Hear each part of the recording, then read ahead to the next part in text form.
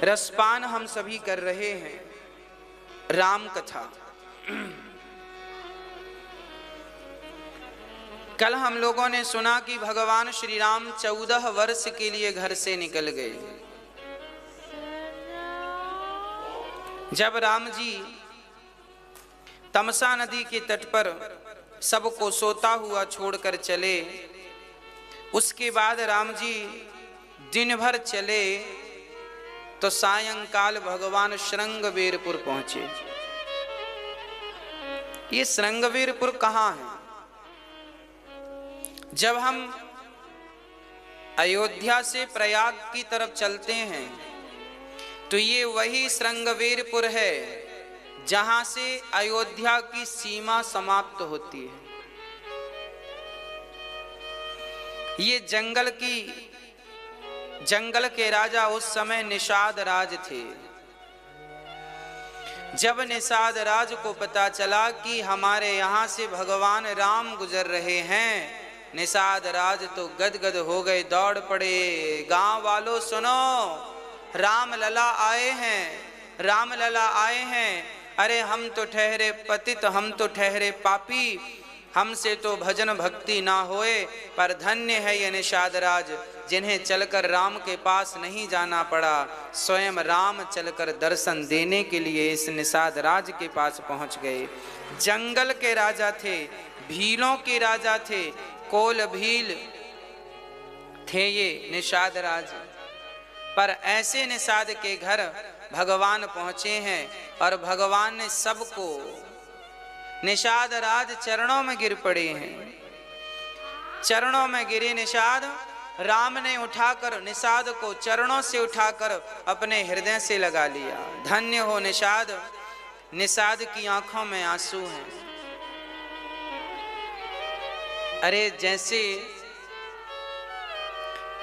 गरीब व्यक्ति को धन मिल जाए और तड़पती हुई मछली को पानी मिल जाए, तो तड़पती हुई मछली जिसके प्राण निकल रहे थे उसे पानी मिल जाए तो उसकी खुशी का ठिकाना नहीं रहेगा। गरीब व्यक्ति को धन मिल जाए उसकी खुशी का ठिकाना नहीं रहेगा। आज तो सर्वस्व ब्रह्मांड नायक भगवान राम आज निषाद राज को मिल गए। निषाद तो खुशी से उछलने लगे, भगवान मेरा तो जीवन सफल हो गया, आज मेरे घर पधारे हैं। पर निषाद की आंखों में आंसू थे। हे प्रभु,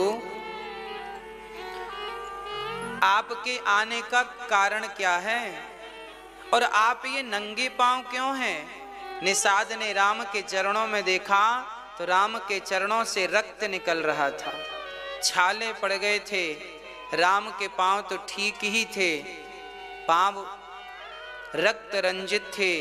तो माता जानकी के, माता सीता के चरणों से रक्त गिर रहा था। नंगे पांव, जो कभी गुलाब की पंखुड़ी में पांव रखा करती थी माता सीता, तो गुलाब की पंखुड़ी कई बार गुलाब की एक पूरी की पूरी कली यदि पांव के नीचे आ जाती थी तो सीता माँ के मुंह से आवाज निकल जाती थी। एक बार कौशल्या माँ ने सीता माँ के लिए गुलाब की पंखुड़ियां बिछाई तो बीच में एक कली आ गई पूरी की पूरी। माता सीता के चरण जब उस कली पर पड़े तो जोर से आवाज निकली। कौशल्या ने कहा, बेटी क्या हुआ? बोले, माँ मुझे ये कमल की कली चुभ गई। इतने कोमल चरण जिन माँ के थे, आज उन्हें नंगे पांव जंगल में चलना पड़ा। देख करके निषाद राज की आंखों में आंसू आ गए। निषाद ने कहा, प्रभु हमारे गांव चलो, अब आपको कहीं जाने की जरूरत नहीं है, हम आपकी सेवा करेंगे, हम 14 साल आपको अपने पास रखेंगे, ये तो हमारा सौभाग्य होगा कि हम आपकी सेवा करें। राम जी बोले, ना भैया निषाद, हमें तो जाने दो, केवल आज रात्रि विश्राम करेंगे, वो भी गांव में जाना वर्जित है। हम गांव में नहीं जा सकते, किसी के घर भोजन नहीं कर सकते, हम तो जंगल के फल फूल खाएंगे और यहीं पेड़ की छांव में हमें 14 वर्ष गुजारना है। पर भगवान श्री राम को घास का बिछौना लगा दिया निषाद ने। जो राम कल तक मखमल के गद्दों में सोया करते थे, आज वो राम घास के बिछौनों पर सो रहे हैं। लक्ष्मण जी की आंखों से आंसू रुक नहीं रहे, पर भगवान राम प्रसन्न है। कोई फर्क नहीं पड़ता उन्हें कि वो मखमल के गद्दों में हैं कि घास के बिछौनों में हैं, कोई फर्क, क्योंकि वो भगवान है। फर्क तो हम लोगों को पड़ जाता है, फर्क तो हम लोगों को पड़ जाता है। एक दिन यदि हमें व्यवस्था में कुछ हो गए हेर फेर तो हम लोगों को फर्क पड़ जाता है, पर धन्य है भगवान जो ये मैसेज देना चाहते हैं कि देखो जीवन में कौन सी स्थिति परिस्थिति कब उत्पन्न हो जाए कोई नहीं जानता, इसलिए हर परिस्थिति से लड़ने के लिए तैयार रहिएगा। हर परिस्थितियों का सामना करने के लिए कभी तुम्हें 56 भोग भी मिल सकता है और कभी भूखे पेट भी सोना पड़ सकता है। हर परिस्थिति के लिए तैयार रहिएगा। निषाद राज ये वही निषाद है जिन निषाद को आज के जमाने में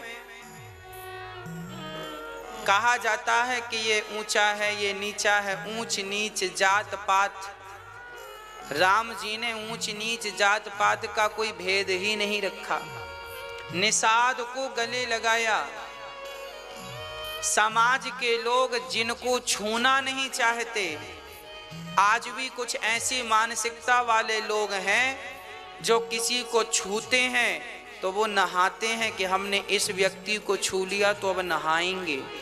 राम जी ऐसे लोगों की बुद्धि ठीक करने के लिए निषाद को गले लगाते हैं कि देखो मैं भगवान होकर यदि भेदभाव ऊंच नीच का नहीं मानता तो तुम